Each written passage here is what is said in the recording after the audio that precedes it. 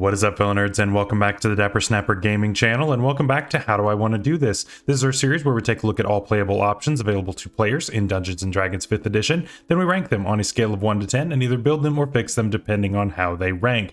Now today we begin our final subclass discussion of the year. That's right, it is the final week of 2022, which is so strange, but we get to start a new year next week with another new subclass. We're not starting a new class just yet. We still have a few more to get through, but that's okay. We get to end off the year though on one that's really, really cool. If you want to be a Jedi, this might just be the one for you. But before we jump into it, make sure to leave a like on the video and subscribe if you haven't already. As you can see, there's still the vast majority of you who are not subscribed. So please help us to reach our undisclosed goal for next year. It's not next year yet, so we don't know what the goal is just yet, but help us to go ahead and get a head start on whatever that happens to be. Of course, make sure to click the bell so you're notified when new videos are uploaded, and then share the video with your friends.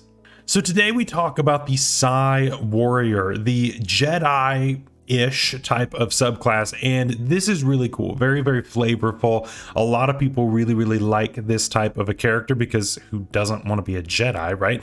And so this one is pretty popular. It's really, really fun. It's got a ton of flavor to it, but mechanically, that's what we are here to see whether or not it's okay. Let's go ahead and jump in and find out. Starting off at 3rd level, we get one feature, but it's pretty chunky and is essentially 3 features built into one. So let's go ahead and jump into that. It's called Psionic Power, and it basically fuels everything that we're going to be doing as a Psi Warrior. So with this, we get a number of psionic energy dice, which are currently D6s. We have a number of them equal to twice our proficiency bonus, and we can actually regain one that we have expended when we use a bonus action once per day. So essentially we have twice your proficiency bonus plus 1, so that's pretty cool. We get all of those back on a long rest, which is fine, and most of these powers that we are going to be getting along with this feature use this in order to power it. Now we also can scale these up as we get higher level. They scale at cantrip scaling levels in fighter, so at 5th level, 11th level, and 17th level, each go up to a D8, D10, and D12 respectively.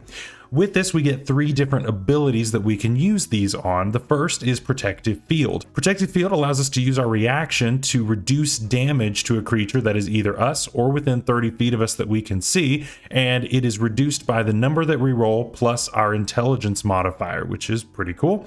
We get Psionic Strike, which works pretty much the same way but opposite. You get to add it to a weapon attack that you make, so it is what you roll plus your intelligence modifier, and it is force damage, so that's also pretty cool. And finally, we get telekinetic movement. So as an action, we can target either an object that is large or smaller, or a willing creature that is not us, and we can move that up to 30 feet. Also, if it is a tiny object, we can move it to or from our hand, which is pretty cool, and that can be moved horizontally, vertically, or both, as long as it's 30 feet. Once we do this, of course, we can't do it again until we take a short or long rest, or we can expend one of our psionic energy dice in order to do it again.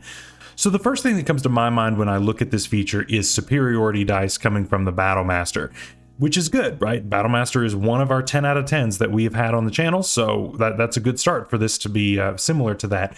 So we get all of these dice that we can use to fuel these features. We will, of course, get a few more features that we'll use these later, and we get to roll them, and it gets to make us a little bit stronger. It gets to make us a little bit beefier, or it allows us to help our allies be a little bit beefier, which is really cool. Or we can just move stuff with our minds. So there it is, the Force. We are a Jedi. Now, where this kind of falls short of the Battle Master is that the Battle Master has way more options, right? And so you're looking at all of these extra things that they can do at 3rd level, and then just add more and more and more and more on as they go. But with this, you've got these 3, and that's it. So as far as options go, we're a little more limited on that. On top of that, we get less access to them because these are based on a long rest rather than a short rest. So that's a little tough as well. It is nice having telekinetic movement once for free, and then we can use a die after that in order to use it again. That can be useful for sure. And later on, we will be able to attempt to move non-willing creatures, but it's not 30 feet. But it is cool being able to move a willing creature up to 30 feet. I mean, that can really go a long way, right? Your barbarian needs to close the distance and didn't have the speed. You just move them 30 feet. This also can get people out of melee if they're in a dangerous melee position. You know, your sorcerer or your wizard gets caught up too close to an enemy. You just get them out of the way. It is an action to do this, so that's a little costly, but this could save your friends in certain situations, and so I think that's cool. The protective field is going to be better at lower levels than higher levels, and then the psionic strike is okay. The problem with that is that it's only once per turn, not per attack. So even if you extra attack, even if you action surge, even if you do all of those things, you can still only do it once per turn. So that's a little unfortunate as well. Overall, I'm going to give this an 8 out of 10.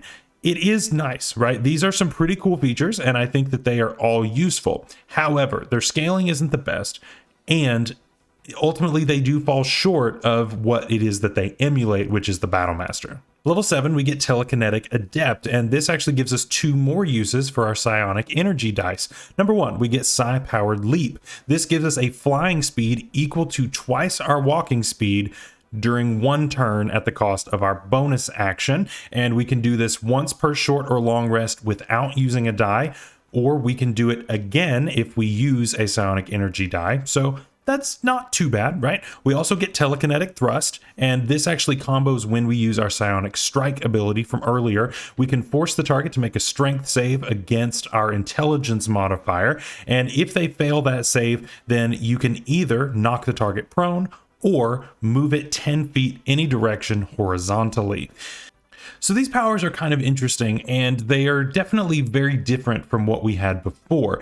The Psi-powered leap, so as a bonus action, we can give ourselves a doubled walking speed in fly speed. Essentially, this is just a big jump. That's all it is. It is not technically a fly because we do not have any kind of hover. So if you are to be in the air when you run out of speed, you're going to fall. So just be careful about that. But this could get you into a decent situation if you need to position yourself better. If nothing else, this is your bonus action that you can use to dash if you needed to do it like that. I mean, that's one way to think about it. But to me, this would be a great way to jump up, say, a sheer cliff that you don't want to have to climb. This is one way to do it. There are many applications to why you would want to do this. But ultimately, don't consider it flying. Consider it a big jump. That's more the way that I like to think about this. As far as the telekinetic thrust, it is a strength save, which is fine. It's not the best. It's not the worst to target. And again, we are using our intelligence modifier here. So we are going to be a little bit mad on this build because you're going to be using either strength or dex for your attacks. You're going to want constitution for your hit points. And then you're going to want your intelligence so that your saving throw isn't bad, so that you're dealing more damage, so that you're reducing more damage, all of those good things. Overall, this isn't bad, but it's not quite as good as what we had before. Although they are free once per day, so that's also pretty nice. Overall, this is going to be a 7 out of 10. These aren't bad options by any means, and the fact that we get them once for free is really, really nice, at least as far as the leap goes. The telekinetic thrust, it just says as long as you have done your psionic strike, it's just free. So that one's not as limited, which is good.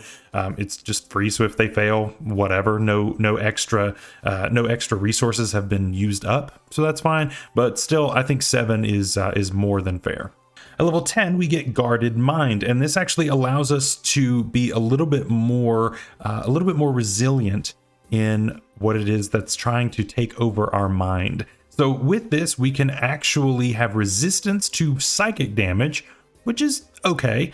But more importantly, if we start our turn charmed or frightened, we can use a psionic energy die to end that effect on ourself, which is cool. This is any effect. So if we are charmed and frightened, it will end both. I don't know how often you're going to be under the effect of both, but the fact that it is that flexible is good. And as far as the resistance to psychic damage isn't the most common thing out there. It will come up from time to time, especially if you're going up against some mind flayers. You're going to love this. But ultimately, it's not going to be the most common thing in the world. What I think of is multi-classing this with the Totem Warrior Barbarian. So then you have resistance to all damage, which is pretty cool. This was the only one that you were missing. So that's an interesting thing to think about. But ultimately, I think this is pretty cool. Being able to end Charmed and Frightened, and at 10th level, I think that's a good place to be getting something like this. A lot of times when creatures are getting access to end or at least shorten the effect of Charm or Frighten, resist maybe, is normally somewhere in your 7 to 10 range. And so I think this is actually a really good time to be getting access to something like this. I think this is going to be an 8 out of 10. A resistance is great because you probably didn't have resistance to this before unless you took a specific race, in which case that's redundant, so probably don't do that. But then being able to end Charm and Frighten can be huge, especially if it's like a mind control type of thing where then you start action surging on your friends. Yeah, that would be bad if that were to happen. So being able to end this, I think it's worth it. The only reason it's not higher is because it does cost us a psionic energy die, and those are a precious commodity. At level 15, we get Bulwark of Force, and this allows you to really help your friends out as well as yourself in being a little bit more tanky, which is really cool. So as a bonus action, we can choose creatures up to a number equaling our intelligence modifier. Again, we want our intelligence to be as high as we possibly can. They have to be within 30 feet of you, and each of these creatures that we choose is protected by half cover for up to 1 minute or until we are incapacitated. So for 1 minute, everybody has a +2 to AC. That's not too bad. And once we take this, we of course can't do it again unless we take a long rest or unless we expend a psionic energy die to do it again. This is pretty good, actually, especially for creatures that are at an okay armor class that need just that little bump, right? This is the same as holding a shield, right? But you may not always be able to hold a shield depending on your build. If you are wielding a gun, for instance, or a two-handed weapon, you are not going to be having a shield on you. And so this basically gives your friends that effect as well. So that is only going to be buffing them even more. And I think that's really, really cool. This is really flexible. We can do it once per day, and a minute is plenty of time. And this, I think, is a little bit more worth our psionic energy die should we have to use it. Plus, we have quite a few of them at this point at 15th level, which is really, really nice. So I think this is more than worth it, and I think this is really cool. Of course, it is, again, putting a strain on us wanting to make sure that that intelligence modifier is as high as possible, because that's more creatures that you can affect. So basically what you want to do with this, if you can, is right before combat, right before you roll initiative, pop this on everybody, at least as many creatures as you can. Depending on your party size, your mileage may vary, but pop this on as many people as you can and then rush into battle, and who knows, you may cause some attacks to miss that would have hit before. So that's really, really cool. I'm going to give this an 8 out of 10. I think this is really, really cool. I think it's really, really fun. And I think it's pretty effective too. It is only a +2 AC. But +2 can make a difference, right? I mean, that really can make a difference depending on what happens. So I think it's really, really cool. And of course, you can do it once for free, and you can use dice to do it again if you want to. Finally, at level 18, we get Telekinetic Master, and this actually gives us access to the telekinetic spell. So we can actually go ahead and cast this spell with no components, and of course we use intelligence as our modifier for that. And once per turn, when we are concentrating on this spell, including the same turn that we cast it, we can make one attack with a weapon as a bonus action. And of course, same thing as like all of our other features, we can do this once for free. And then if we want to do it again per long rest, we can of course use up a psionic energy die in order to do it again. So the telekinesis spell is a really, really cool spell. Actually, it's a 5th level spell, which is pretty good, although it is level 18 that we're getting access to a 5th level spell. So you know, we're a little bit ahead of the Eldritch Knight but not by much as far as what spells they get access to. But obviously this makes a lot of sense, right? It buffs some features that we've had access to before.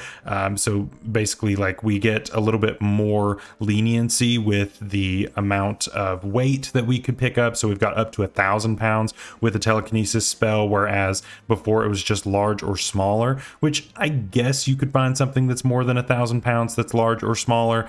So you'll just have to work with that. And of course, it also works on creatures too, and they make a strength check rather than a strength save, so that's a little bit different. So you'll want to watch that. If you think something's better at saving throws, then you may not want to use your telekinetic movement or your telekinetic thrust on them.